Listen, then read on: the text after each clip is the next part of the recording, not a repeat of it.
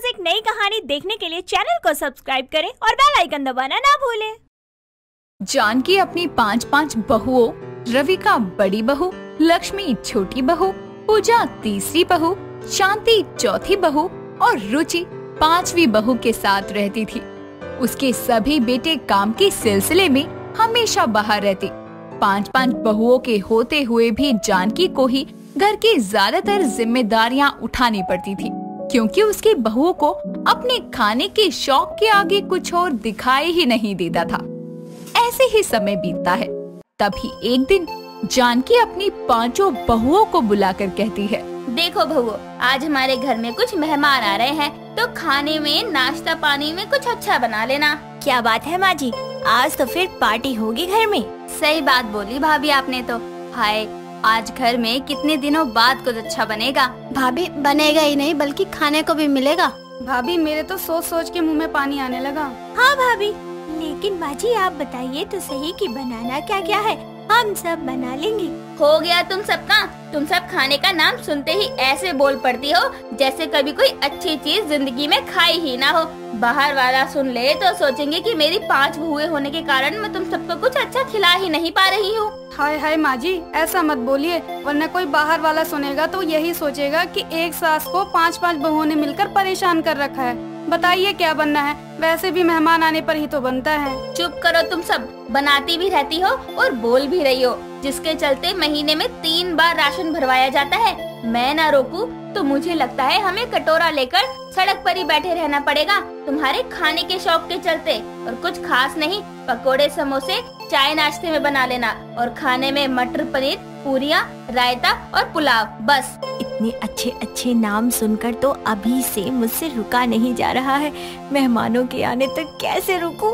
भाभी आप बिल्कुल सही कह रही हो। मेहमानों के लिए इतने सारे पकवान, वैसे बनाने के लिए बोलो माँ जी को तो उनका खर्चा होने लगता है।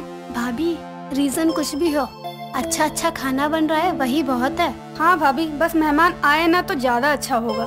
5 आपस में धीरे धीरे बातें कर ही रही थी कि तभी उनकी सास जानकी उनसे कहती है, तुम ये 5 क्या आपस में खुसर पुसर कर रही हो? जाकर काम करो सबकी सब। जी माँ जी, जाते हैं। इतना कहकर 5 किचन में जाकर खाना बनाने में लग जाती हैं।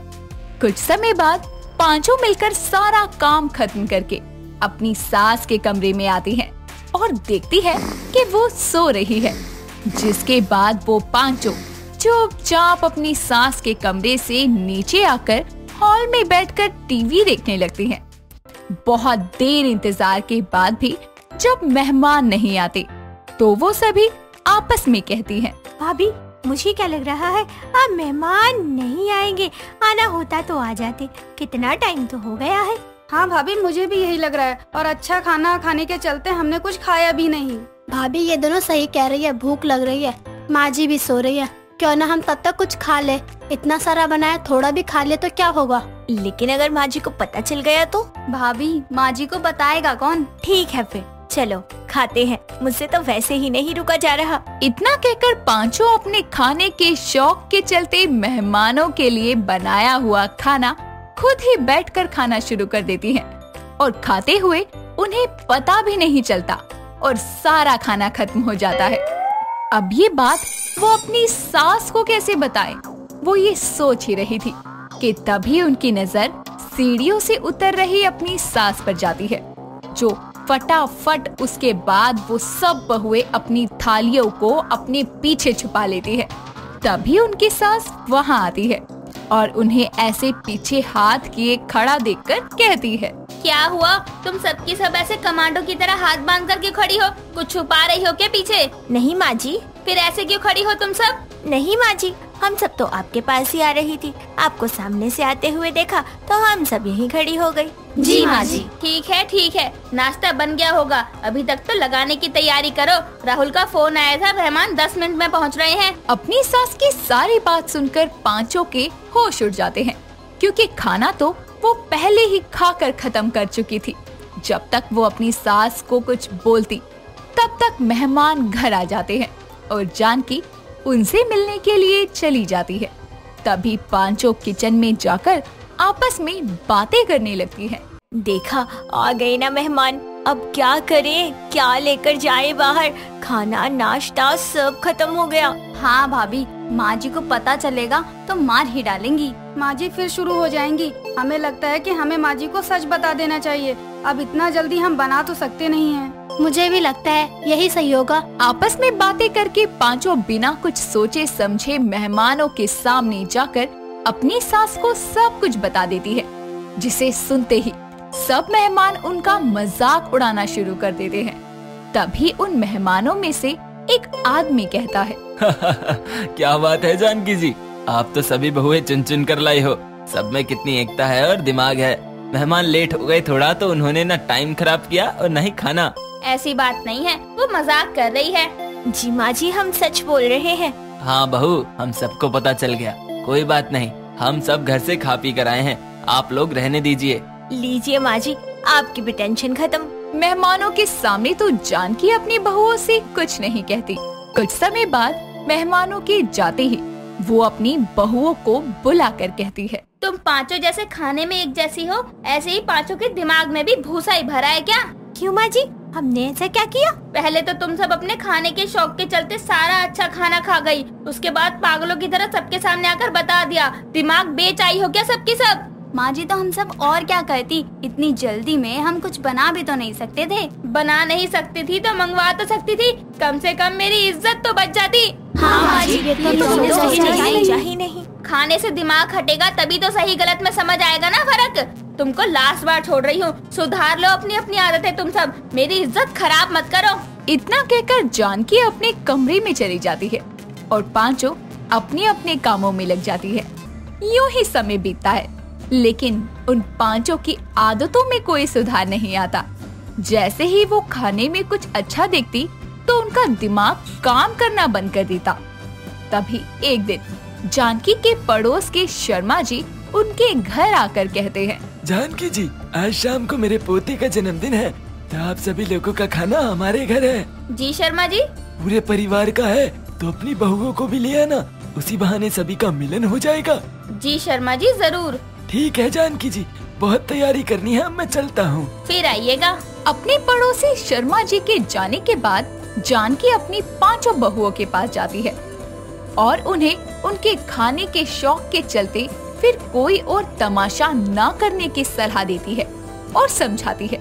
लेकिन वो पांचों कहाँ ही सुनने वाली थी।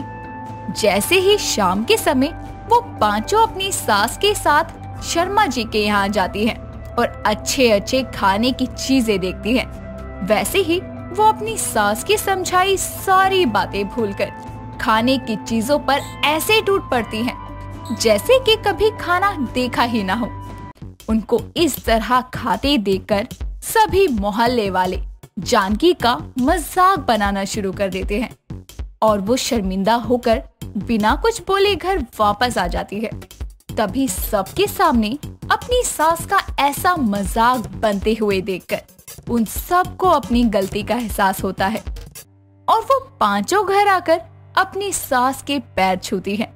तभी बड़ी बहू रविका कहती है, माँ जी हमें माफ कर दीजिए, आपने कितना समझाया था, फिर भी हमने आपकी बात नहीं मानी और आपको शर्मिंदा किया। जी माँ जी, माफ कर दीजिए। माँ जी, आगे से हम ऐसी गलती नहीं करेंगे, आपकी सारी बातों का ध्यान रखेंगे। जी माँ जी, बस आखिरी बार माफ कर दीजिए। जी माँ जी, हम दोबारा कभी आपको शिकायत का कोई मौका नहीं देंगी। अपनी बहुओं की सारी बातें सुनने के बाद जानकी उन्हें माफ कर देती है, जिसके बाद वो पांचों अपने अपने खाने के शौक की आदतों में सुधार लाने की कोशिश करती हैं, ताकि आगे से कुछ ऐसा न हो जिससे उनकी सास को शर्मिंदगी हो। सोहम दिखने में बहुत ही हैंडसम था। लड़कियां उसके पीछे दीवानी होकर घूमा करती थी, लेकिन वो दीवाना था तो सिर्फ श्रेया का। श्रेया उसके बचपन की दोस्त थी, उसके बचपन का प्यार थी। वो कॉलेज खत्म होने के बाद से ही कहीं पर गायब हो गई थी। सोहम अपने ऑफिस में बैठा उसके बारे में सोच रहा होता है कि तभी उसका दोस्त अमन वहाँ आकर उसे ऐसे देखकर बोलता है, क्या भाई, कहाँ खोया रहता है? अरे काम वाम में मन नहीं लगता क्या? ना तो जी भर के देखा, ना ही कुछ बात की, बस आरजू थी मुलाकात की। अरे किससे मुलाकात की आरजू थी? मैं तो यहीं खड़ा हूँ। अमन सोहम को ख्यालों से बाहर लाने के लिए उसके कान के नीचे एक लगाकर तमाचा मारता है कि तभी अचानक सोहम अमन को देखकर कहता है, अरे अमन, तू कब आया? आवाज तो लगाता यार, तू भी ना। वाह भाई वाह, इतनी देर से भूखे जा रहा हूँ। अरे अपनी दुनिया से बाहर निकलेगा तभी तो दिखूंगा ना। मेरी दुनिया तो उसमें समाई है जिसने ना जाने कब से मेरी नींद उड़ाई है। अरे ओ मजनू भाई, अरे तू जिसके ख्यालों में गुम है ना, वो किसी और से सेट ना हो चुकी हो। अमन की ये बात सुनकर सोहम उससे कहता है, नहीं यार, मेरा दिल कहता है कि वो आएगी, जरूर आएगी। वो मेरा बचपन का प्यार है, वो भूलेगी नहीं। अच्छा, फिर ना तू उसके सामने गाना गाना। अरे जाने मेरी जाने मन, बचपन का प्यार मेरा भूल नहीं जाना रे। अमन की बात सुनकर सोहम एक बार फिर से अपने ख्यालों में खो जाता है और अमन इस बार उसको होश में लाने की जगह वहाँ से चला जाता है। कुछ दिन यूं ही बीत जाते हैं। एक सुबह सोहम अपने घर पर बैठा नाश्ता कर रहा होता है। वहीं पास में बैठी उसकी माँ कुसुम उससे कहती है, अरे ओ सोहम बेटा, तू कब शादी करेगा? मुझे अपनी बहू का मुंह दिखाएगा भी या नहीं? माँ, जिसका मुझे इंतजार है वो मुझे मिल जाए, बस फिर चटमंगनी पट ब्याह होगा। अरे पता नहीं कौन सी हूर की परी ढूंढ रहा है मेरा बेटा, जो अभी तक मिली ही नहीं उसे। माँ, परी नहीं है, बचपन का प्यार है मेरा, बचपन का। सोहम कॉलेज के बाद से श्रेया का पता लगाने की कोशिश करता है पर उसको वो कहीं नहीं मिलती। अब वो उसका इंतजार करता है और उसको यकीन होता है कि एक दिन ऐसा जरूर आएगा जब उसका इंतजार खत्म हो जाएगा और श्रेया उसे जरूर मिलेगी। कुछ हफ्ते यूं ही गुजर जाते हैं। सोहम अपने ख्यालों की दुनिया से बाहर आकर कुछ सोचते हुए खुद से कहता है, यार सोहम, क्या लगता है तुझे श्रेया मिलेगी मुझे? कहीं उसके इंतजार में मेरी ये भरी जवानी खराब ना हो जाए। पर यार मन नहीं मानता ना, क्या करूं? कुछ टाइम और वेट करूंगा, अब वरना माँ की पसंद जिंदाबाद। सोहम को श्रेया से बचपन से ही प्यार होता है, इसीलिए वो अपनी जिंदगी में श्रेया के आने का बहुत टाइम तक इंतजार करता है। कुछ दिन बीत जाते हैं। सोहम अपनी बाइक से सुबह के वक्त ऑफिस जा रहा होता है कि रास्ते में उसकी बाइक के आगे से एक लड़की गुजरती है। बाइक से उसकी टक्कर ना हो जाए इसीलिए सोहम जोरों से ब्रेक लगा देता है और बाइक लड़की के पास जाकर रुक जाती है। सोहम उस लड़की को देखता है तो बस देखता ही रह जाता है क्योंकि वो लड़की कोई और नहीं बल्कि श्रेया ही होती है। सोहम उसको देख ही रहा होता है कि तभी वो उससे कहती है, hello Soham, what a surprise यार, कहाँ खो गए थे तुम? जाने मेरी जाने मन, बचपन का प्यार मेरा भूल नहीं जाना रे। सोहम के कोई जवाब ना देने पर श्रेया एक बार दोबारा उससे बोलती है और इस बार गुस्से में चिल्लाकर बोलती है, सोहम। हाँ हाँ, ओ श्रेया, तुम कहाँ थी? तुम्हें कितना ढूंढा मैंने, कहाँ चलेगी थी बिना बताए? अरे मिस्टर सोहम, क्या एक्सप्रेस गाड़ी की तरह भागे जा रहे हो? अरे एक साथ इतने सारे सवालों का जवाब कैसे दूंगी? कहीं चलकर बात करें, वरना मैं यहाँ खड़े खड़े बेहोश हो जाऊंगी। अच्छा ठीक है, तुम पीछे बैठो, हम कॉफी शॉप चलते हैं। सोहम श्रेया को अपनी बाइक पर लेकर पास के ही एक कॉफी शॉप में जाता है जहाँ दोनों एक साथ बैठकर बहुत बातें करते हैं और श्रेया उससे कहती है, सोहम, मैं कॉलेज खत्म होने के बाद शहर चली गई थी आगे की पढ़ाई करने के लिए, लेकिन वहाँ जाने के थोड़े समय बाद ही पापा को हार्ट अटैक आ गया और उनकी मौत हो गई, जिसके बाद माँ अकेली रह गई और उनका खर्चा चलाने के लिए और अपना घर चलाने के लिए मैंने जॉब करना शुरू कर दिया ताकि मैं अपनी माँ का ख्याल रख सकूं और अपनी जिम्मेदारियाँ भी निभा सकूं। और अब मैं शादी नहीं करूँगी। जो हुआ वो गलत था, पर आज नहीं तो कल शादी तो करनी ही पड़ेगी ना श्रेया। क्यों करनी पड़ेगी? मैं नहीं करूँगी। मैं मेरी माँ को जिंदगी भर के लिए अकेला नहीं छोड़ सकती। सोहम को आखिरकार उसके बचपन का प्यार मिल ही गई थी, लेकिन श्रेया की शादी ना करने की बात से वो परेशान हो गया था। कुछ ही देर में दोनों अपनी कॉफी खत्म करते हैं और फिर सोहम श्रेया को उसके घर छोड़ देता है, जिसके बाद वो वापस अपने घर लौटता है। घर आकर वो सोच रहा होता है कि किस तरह श्रेया को अपने दिल की बात बताई जाए कि तभी वहाँ पर कुसुम आती है और सोहम से बोलती है, बेटा अब कर लेना शादी, कितने अच्छे अच्छे रिश्ते आ रहे हैं तेरे लिए, पता नहीं किसका इंतजार कर रहा है ये। माँ, जिसका इंतजार था वो तो मिल गई, पर अरे वाह, मतलब मेरी बहू मिल गई है, भगवान का शुक्र है। पर बेटा दिक्कत क्या है? माँ दिक्कत ये है कि इसके बाद सोहम अपनी माँ को सारी बातें बता देता है, जो कुछ भी उससे श्रेया ने कहा था। अपने बेटे की बातें सुनकर कुसुम उससे कहती है, बेटा, जो लड़की अपनी माँ के लिए अपनी पूरी जिंदगी अकेले रहने को तैयार है, वो तो मेरे घर में आके मेरे घर को स्वर्ग बना देगी। बेटा कुछ भी कर, लेकिन उसे मना ले तू। वही तो ना माँ, कैसे मनाऊं यही समझ नहीं आ रहा बस। अच्छा तू एक काम कर, तू उसकी माँ से बात कर और उनको बता कि तू उनकी बेटी से कितना प्यार करता है। वो तेरी मदद जरूर करेंगी, और ज्यादा दिक्कत हुई ना तो मैं आके बात कर लूंगी उनसे। कुसुम की बातें सुनकर सोहम श्रेया को कॉल करता है और उसे मिलने बुलाता है। कुछ ही देर में श्रेया सोहम की बताई हुई जगह पर उससे मिलने आती है, जिसके बाद सोहम उससे कहता है, यार श्रेया, इतना टाइम हो गया आंटी से मिला भी नहीं हूँ। अगर तुमको प्रॉब्लम नहीं है तो क्या तुम मुझे उनसे मिलवाने पर अपने घर ले जाओगी? अरे वाह, तुम माँ से मिलना चाहते हो? वो भी तुम्हें देखकर बहुत खुश हो जाएगी। श्रेया सोहम को अपने घर ले जाती है, जहाँ श्रेया की माँ शांति दोनों को देखकर बहुत खुश होती है और सोहम को पहचान भी लेती है। साथ ही वो बोलती है, अरे सोहम बेटा, इतने टाइम बाद बहुत खुशी हुई तुम्हें देख के। अरे वाह आंटी, आपको मैं याद हूँ, इतने टाइम बाद जो देखा है। अरे बेटा याद क्यों नहीं होगे, श्रेया हमेशा तुम्हारी ही तो बात करती रहती थी और बचपन के दोस्त हो तुम दोनों, तुमको क्यों नहीं पहचानूंगी। अच्छा आंटी, ये मेरी बात करती थी? वैसे क्या बात करती थी? क्या माँ, आप भी क्या लेकर बैठ गए? मैं कोई बातें नहीं करती थी। आप दोनों कोई और बातें कीजिए, मैं तब तक फ्रेश होकर आती हूँ। श्रेया के जाते ही सोहम शांति को सारी बातें बताता है कि वो उनकी बेटी से कितना प्यार करता है और उसे शादी करना चाहता है, लेकिन श्रेया शादी नहीं करना चाहती। उसकी ये बातें सुनकर शांति कहती है, बेटा सोहम, शादी वो भले ही नहीं करना चाहती, पर वो प्यार जरूर करती है, वो भी तुमसे, और वो भी बचपन से। लेकिन तुम्हारे अंकल के जाने के बाद में उसने सब कुछ भुला दिया, और मेरी खुशी के लिए तुम उसको मनाओ, वो जरूर मान जाएगी। क्या श्रेया भी मुझसे प्यार करती है? कुछ ही देर के बाद श्रेया वहाँ आती है, जिसे देखकर सोहम बोलता है, सबकी जिंदगी में एक ऐसा शख्स जरूर होता है जो किस्मत में नहीं पर दिल और दिमाग में हर वक्त रहता है, और वो शख्स मेरे लिए तुम हो श्रेया। मैं तुमसे बहुत प्यार करता हूँ बचपन से, और तुमको किस्मत में भी शामिल करना चाहता हूँ। सोहम, तुम नहीं जानते मैं तुमसे कितना प्यार करती हूँ, और वो भी आज से नहीं, बचपन से।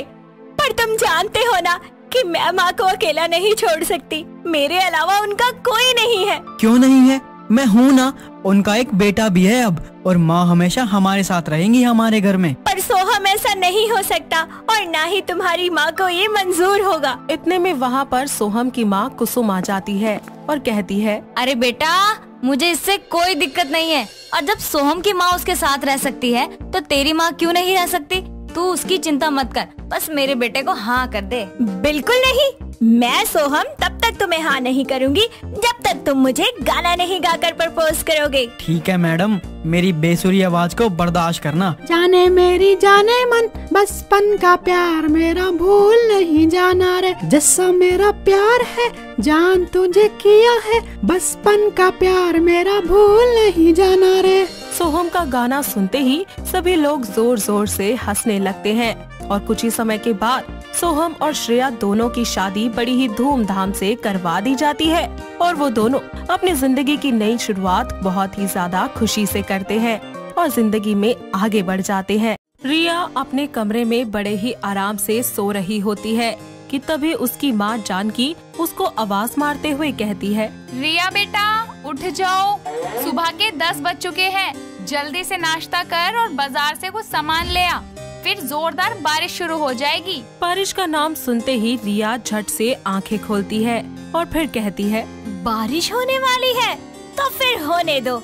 आपको पता है ना मुझे बारिश कितनी पसंद है। हाँ पता है, तभी कह रही हूँ उठ के नाश्ता कर ले ताकि तू बाजार से सामान ले आए, वरना कहीं ऐसा ना हो कि तू सोती रह जाए और बारिश आके भी चली जाए। अरे माँ, कैसी बातें करती हो, बारिश मुझे बिना भिगोए चले जाए? It's impossible. मैं जल्दी से फ्रेश होकर आती हूँ, आप जल्दी से नाश्ता लगा दो। प्रिया जल्दी से फ्रेश होकर नाश्ता करने के लिए टेबल पर बैठ जाती है और चाय पीते हुए अपनी माँ से कहती है, अच्छा माँ, जल्दी से सामान की लिस्ट दे दो, मैं लेकर आती हूँ। रिया अपना नाश्ता खत्म करती है और उसकी माँ उसको लिस्ट दे देती है, जिसके बाद वो बाजार जाने के लिए घर से निकल जाती है।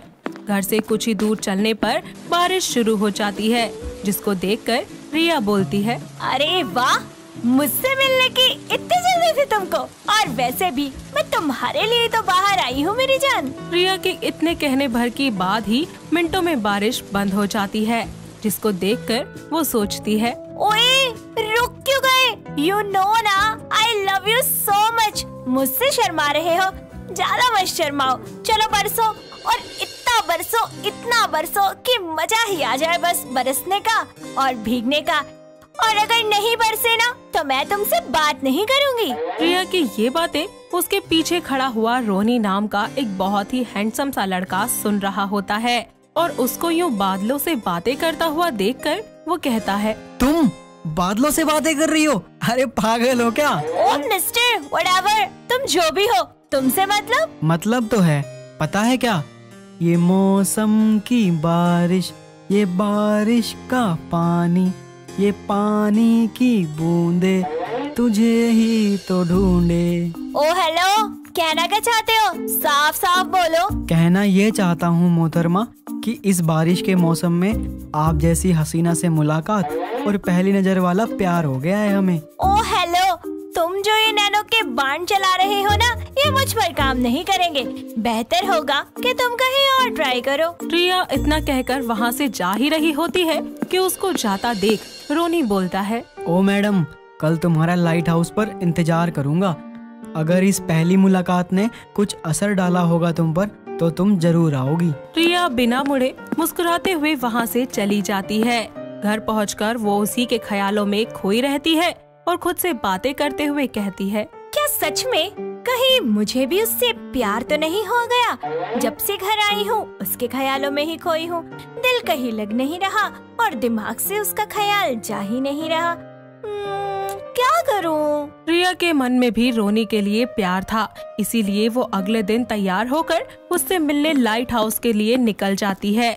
जैसे ही वो बाहर जाती है, जोरों से बारिश होती है और वो खुशी से बोलती है, हाँ, तुम तो खुश हो गए, तुम्हें तो पता है। इतना कहकर रिया लाइट हाउस पहुँचती है और ऊपर खड़े होकर रोनी को ना देखकर वो एक बार फिर बादलों से कहती है, अरे यहाँ क्यों बरस रहे हो? थोड़ा उस पागल के घर पर भी तो बरसो, ताकि उसको पता चले कि मैं यहाँ उसका इंतजार कर रही हूँ। अगर वो आज यहाँ नहीं आया ना तो मैं कभी उससे बात नहीं करूँगी, कह देना उससे। रिया इतना कहकर पीछे मुड़ती ही है कि उसको अपने पीछे रोनी खड़ा हुआ दिखाई देता है, जो कि उससे पहले वहाँ पर आ चुका था। और एक बार फिर से उसकी बातें सुनकर हंसता हुआ वो बोलता है, तुमने बादलों से बात करने में पीएचडी करी हुई है क्या? जब मिलती हो बारिश और बादलों से बातें करती मिलती हो। और तुमने मेरे पीछे खड़े होकर मेरी बातें सुनने की पीएचडी करी है ना? जब भी मिलते हो पीछे खड़े हो जाते हो आकर। एक दूसरे की इस खट्टी मीठी नोक-झोंक पर दोनों दोस्त एक दूसरे के साथ हंसते हैं और बहुत देर तक वहाँ खड़े होकर बातें करते हैं।